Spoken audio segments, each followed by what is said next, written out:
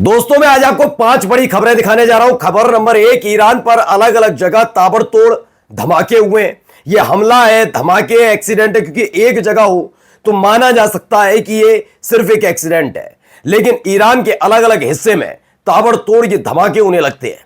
यह हमला किसने किया, क्यों किया और ईरान को कितना नुकसान हुआ और ईरान क्या करने जा रहा है, यह चीज दिखाऊंगा। दूसरी बड़ी खबर आपको दिखाने जा रहा हूं, जिसकी आशंका आपके अपने चैनल द लाइव टीवी ने पहले ही बताई थी कि जिस तरीके से सीरिया में अंदर घुसकर इजराइल कब्जे की कोशिश कर रहा है, इसके बाद कहीं ना कहीं सीरिया में अराजकता पैदा होगी। जनता गुस्से में है कि इससे बढ़िया तो बशर अल असद की सरकार थी, जिसकी वजह से कम इजराइल की हिम्मत नहीं थी आगे बढ़ने की। लेकिन एचटीएस के नेतृत्व में इजराइल सीरिया पर गंदी और बुरी नजर रखता है। और अब देखिए हालत यह हो गई कि इजराइल और सीरिया दोनों की सेनाएं आमने सामने आ गई हैं। हालत यह है कि जबरदस्त तरीके से झड़प चल रही है।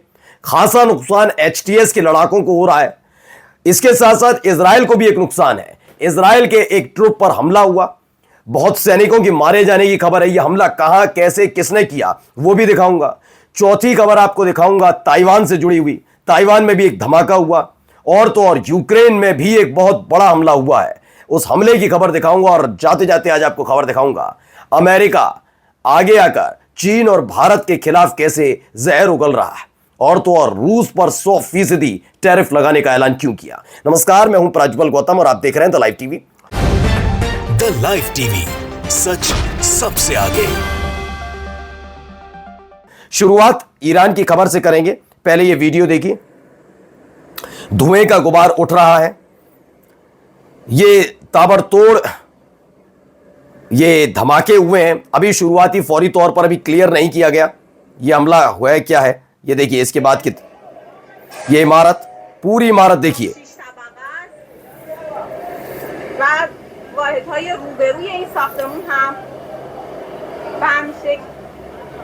ये पूरी इमारत खंडर में तब्दील हुई है। भारी नुकसान इस इमारत को हुआ है। अभी धमाका कैसा है, क्यों है, क्योंकि 2 दिन पहले भी एक रेजिडेंशियल एरिया में ऐसे ही धमाका हुआ था, और वहां ईरान लगातार मोसाद के एजेंटों को गिरफ्तार कर ही रहा है। अभी 1 दिन पहले ही आपके अपने चैनल द लाइव टीवी ने दिखाया था कि वहां पर मोसाद का एक अड्डा पकड़ा गया था, जहां ड्रोन रखे गए थे, छिपा कर रखे गए थे। वो तस्वीरें निकलकर सामने आई थी। अब इसे लेकर दावा है कि ईरान के कई शहरों में जबरदस्त धमाके हुए। सुनिएगा, कई शहरों में सीरियल ब्लास्ट है। मशहद में हुआ, कुम में हुआ, तेहरान में और करज में, 4 शहरों में ये विस्फोट होते हैं।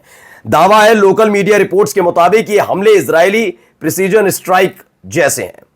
कुंभ में धमाके के बाद वीडियो सामने आया। दोनों तरफ से ऑफिशियल कंफर्मेशन का इंतजार है कि क्या वाकई इजराइल ने यह अटैक किया है, बिल्कुल उसी तर्ज पर हुए हैं, या ये अंदर छिपे हुए मोसाद के एजेंट धमाका कर रहे हैं। कौन लोग हैं, अभी फौरी तौर पर इस पर कोई जानकारी, कोई टिप्पणी ईरान की तरफ से भी नहीं हुई है। लेकिन चूंकि धमाके जो हुए हैं बिल्कुल वैसे ही हैं जैसे इजराइल ने ईरान पर अटैक किया था, तो माना जा रहा है कि वाकई इजराइल की शह पर ईरान में रह रहे मोसाद के एजेंटों ने अपने पकड़े जाने से पहले ये धमाके कर दिए, या इजराइल की तरफ से ही कुछ हुआ है। चलिए अगली खबर आपको दिखा रहा हूं। ये खबर देखिए, इसमें भी एक तस्वीर निकलकर सामने आई। इसे लेकर भी दावा है, वीडियो देखते चलिए। तो ये पश्चिमी तेहरान की एक खबर है, जिसमें बहुत तेज धुआं उठता हुआ नजर आ रहा है। करज का जो अभी थोड़ी देर पहले दिखाया, यहां क्या मेन है, जहां ये धुआं उठ रहा है उससे बताया गया है कि IRGC की साइट वहीं पर है। उत्तर करज के उत्तर में स्थित है। अलबरूज प्रोविजन है राज्य, वहां पर यह हमला हुआ है। चलिए अगली खबर देखिए। अगली खबर सीरिया से निकल कर आई है। यहां पर भी लगातार तनाव चरम पर है। मैंने तब भी कहा था कि बशर अल असद की सरकार जाने के बाद जो कुछ वहां पर हो रहा है यह तनाव उत्पन्न करेगा। तनाव की 2-3 वजह है। पहली यह कि जो सत्ता में आए एचटीएस, उन्हें अनुभव ऐसा नहीं है कि रणनीतिक कूटनीतिक वार्ता करने का। उन्होंने शुरुआत से हथियार उठाकर रखे, और जिन लोगों ने पहले से ही हथियार उठा रखे हैं वो हथियार में ही विश्वास करते हैं, बातचीत में नहीं। हाँ, हो सकता है अपने माथे पर लगा हुआ आतंकवादी का जो तमगा था, अमेरिका ने लगा रखा था, उससे निपटने के लिए उन्होंने अमेरिका के सामने सरेंडर कर दिया हो। लेकिन जो जनता उन पर भरोसा जता रही थी कि बशर असद की सरकार का तख्ता पलट होने के बाद सीरिया बदल जाएगा, उन्होंने अपने सामने ही सीरिया को बर्बाद होते हुए देखा। जनता नाराज थी, यह होना ही था। और देखिए खबर क्या है। इजराइल का चैनल 12 है। सीरिया जो है उसने टैंक क्रॉस कर दिया है। दरअसल इजराइल ने जब ये पूरा का पूरा चीजें हुई, वहां तख्ता पलट हुआ, उसके फौरन बाद इसराइल ने कई हमले किए थे और हमले की रफ्तार इतनी थी कि सीरिया की राजधानी तक हमला होने लग गया था।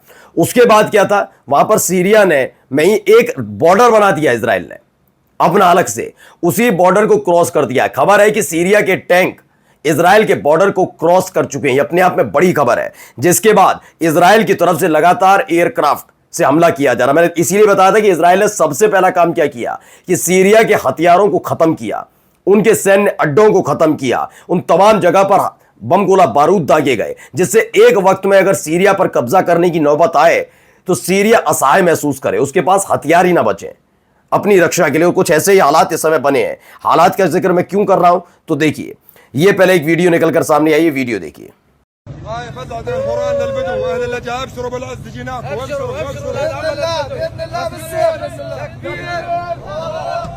तो ये लोग हैं, गाड़ियों से निकले हुए हैं, क्या कर रहे हैं क्या नहीं कर रहे हैं भी जरा मैं आपको बताता हूं। तो इसमें जो दावा किया गया है सीरियाई सूत्रों के मुताबिक, इसमें बताया दक्षिणी सीरिया की जो जनजाति हैं उन्होंने इजराइल समर्थित ड्रूज मिलिशिया, जो ये नहीं है कि इजराइल कोई बहुत सीधा है, उसने भी ऐसे लोग छोड़ रखे हैं। ये मिलिशिया है, ड्रूज मिलिशिया के हमले से जो घायल है, पीड़ित हैं, ऐसे सुन्नी समुदाय की रक्षा के लिए मोर्चा संभाल लिया है। सुवेदा जनजातियों का समर्थन है और ये लामबंद होकर लगातार पहुंच रहे हैं। तो दक्षिणी सीरिया की जनजाति नाराज है इसी हमले को लेकर। अब हो क्या क्या रहा है वहां पर देखते चलिए। एक और इसी से जुड़ी वीडियो भी इसी के साथ, जरा वो भी देखिए यहां क्या हो रहा है।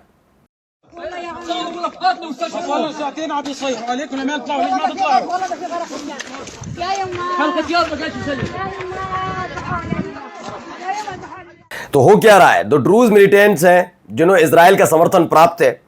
तो ये ड्रूज मिलिटेंट्स क्या कर रहे हैं, वहां पर किडनैपिंग कर रहे हैं। दावा किया गया सुन्नी चिल्ड्रंस का, सुन्नी समुदाय से ताल्लुक रखने वाली महिला और बच्चों का लगातार किडनैप किया जा रहा है, जिससे आसानी से सुवेदा जो है उसे सुन्नी पॉपुलेशन खत्म हो जाए। ये अपने आप में एक बड़ा हमला, और इसी को लेकर अब कई जनजातियां साथ खड़ी नजर आई हैं। अब वहां जो हालात है उसकी वजह से देखिए, प्रेस टीवी खबर है अबू मुसाब अल शामी है, एक सीनियर एचटीएस कमांडर है, वो उसमें मारा गया है। ड्रूज फैक्शन के साथ ये था सीरिया सवेदा प्रोविजन में। ड्रूज फैक्शंस, मैंने बताया ना ड्रूज फैक्शंस क्या है। ड्रूज फैक्शंस एक तरीके से इजराइल समर्थित है, जैसे हिजबुल्लाह के लिए ईरान के लिए कहा जाता है कि ईरान उसे समर्थित करता है, ऐसे ही ड्रूज नाम का जो फैक्शन है उसे इजराइल समर्थन करता है सीरिया में अपनी समानांतर सत्ता बनाए रखने के लिए। अब उसको पसंद नहीं करा एचटीएस ने मोर्चा खोला एचटीएस के खिलाफ और इन दोनों में भिड़ंत हुई। और उसके बाद क्या हुआ देखिए, एचटीएस के कमांडर की मौत हो जाती है। अब आइए एक और खबर, tension between Syria and Israel rise after दर्जन ऑफ जोलानी ट्रूप किल्ड टुडे। जोलानी के कई सहयोगियों की हत्या हो चुकी है, जिसने सीरिया और इजराइल के बीच संघर्ष पैदा कर दिया है। सीरिया इसे अपना घरेलू मामला बता रहा है, लेकिन इजराइल चूंकि ड्रूज मिलिटेंट्स को सपोर्ट करता है, हथियार देता है कुछ भी, तो इसे माना जा रहा है कि इजराइल की तरफ से प्रायोजित है। इसलिए सीरिया और इजराइल आमने सामने आ गए। माना जा रहा है कि नॉर्मलाइज होना अब बड़ा मुश्किल हो जाएगा। इजराइल को भी झटका लगा, कैसा झटका देखिए, हिब्रू मीडिया की रिपोर्ट है 2 इजरायली सोल्जर्स मारे गए, 2 की हालत गंभीर बताई जा रही है। माना गया है कि गजा में यह हमला हुआ है, गजा में एक बार फिर से इजराइल के एक ट्रुप पर हमला होता है, 2 इजरायली सैनिकों की मौत वहीं पर हो जाती है और 2 की हालत गंभीर बताई जा रही है। लगातार इजराइल के मिलिट्री हेलीकॉप्टर्स गजा पहुंच रहे हैं और वहां से लोगों को निकालने की कोशिश की जा रही है, ऐसा दावा है। अब देखिए एक और खबर निकली, ब्रेकिंग, सिक्योरिटी इंसिडेंट गजा। अल जजीरा ने रिपोर्ट किया कि 3 इजरायली सोल्जर्स मारे गए, वहां 2 का था यहां पर, और 3 in 3 simultaneously security incident and Al-Tufa and Al-Sujaiya neighborhood in eastern Gaza, यानी पूर्वी गजा में यह और खान यूनुस में यह हमला हुआ है, जिसमें 3 इजरायली सैनिकों की मौत का दावा किया जा रहा है और कई लोग काफी गंभीर रूप से घायल हैं। अब आपको लेकर चलता हूं यूक्रेन में क्या हालात बने हुए हैं वो देखिए।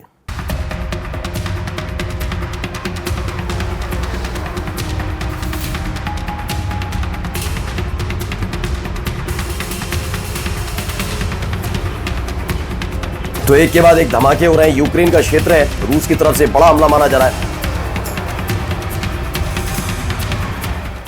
अच्छा, इसमें खास बात क्या है, इसमें बताया यूक्रेन के चेरनिगोव क्षेत्र में जबरदस्त धमाका हुआ। रूसी रक्षा मंत्रालय ने वीडियो जारी किया जिसमें बताया रूसी गैरान कामिकेजे ड्रोन ने यूक्रेनी सेना के रडार सिस्टम को तबाह कर दिया। रडार सिस्टम को तबाह, मैंने बताया था दिन में भी आपको कि कतर है, कतर में जो अमेरिका का मिलिट्री बेस बना हुआ है अमेरिका का, वहां पर जब ईरान ने हमला किया तो उसके रडार सिस्टम को पूरा तबाह कर दिया, जिसकी वजह से एयर डिफेंस सिस्टम अच्छे से काम नहीं करेंगे, वो तमाम चीजें। ऐसा ही यहां पर है इन्होंने भी कुछ ऐसे ही रडार सिस्टम को हमला किया जिससे उनकी कई ऐसे उपकरण हैं जो बिना रडार के काम नहीं कर सकते। तो यह हालत खराब है। अब आइए एक ताइवान में देखिए, ताइवान में जोरदार धमाका हुआ, उसकी तस्वीरें हैं, जरा देखिए।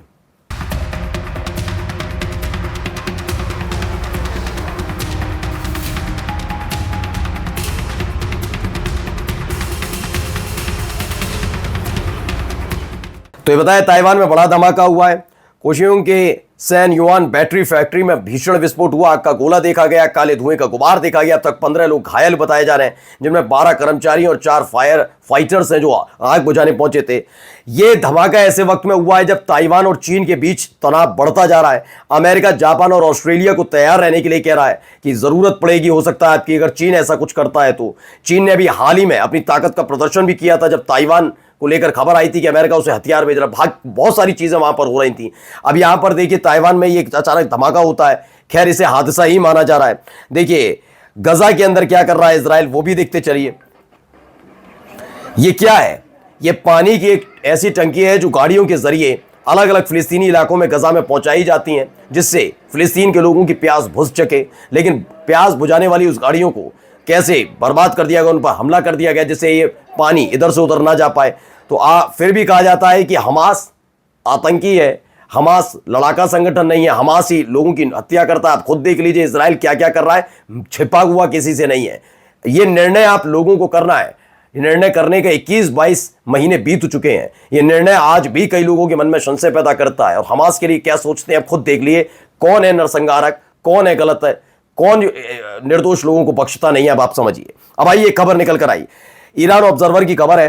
ट्रंप ने 100% सेकेंडरी टैरिफ थोप दिया है रशिया पर। इन थोपेगा विद इन 50 डेज, 50 दिनों के भीतर इससे अब क्या लगा। Countries like China, India will have to pay 100% tariff to the US if they buy Russian oil और गैस। ये धमकी चीन के साथ साथ भारत को भी डोनाल्ड ट्रंप दे रहे हैं कि उन्हें 100% टैरिफ देना होगा। अगर उन्होंने रूस से ऑयल और यानी तेल और गैस खरीदना बंद नहीं किया तो 100% टैरिफ लगा देगा। ये धमकी दे रहे हैं Trump.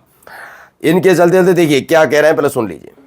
To hear that we are very unhappy, I am, with Russia, but we'll discuss that maybe a different day. But we're very, very unhappy with them, and we're going to be doing very severe tariffs if we don't have a deal in 50 days. Tariffs at about 100%. You'd call them secondary tariffs. You know what that means. But today we're going to talk about something else. And as you know, we've spent $350 billion approximately on this war with Russia and Ukraine. जब भी ये वही बात बोलते हुए नजर आ रहे हैं। देखिए अमेरिका के हम बहुत नाखुश हैं और अगर 50 दिनों में कोई समझौता नहीं हुआ तो हम बहुत कड़े टैरिफ लगा देंगे। 100% टैरिफ लगाने की बात कर रहे हैं। सोचिए भारत तक के लिए इस तरह की शब्दावली का इस्तेमाल डोनाल्ड ट्रंप करते हैं। नमस्ते।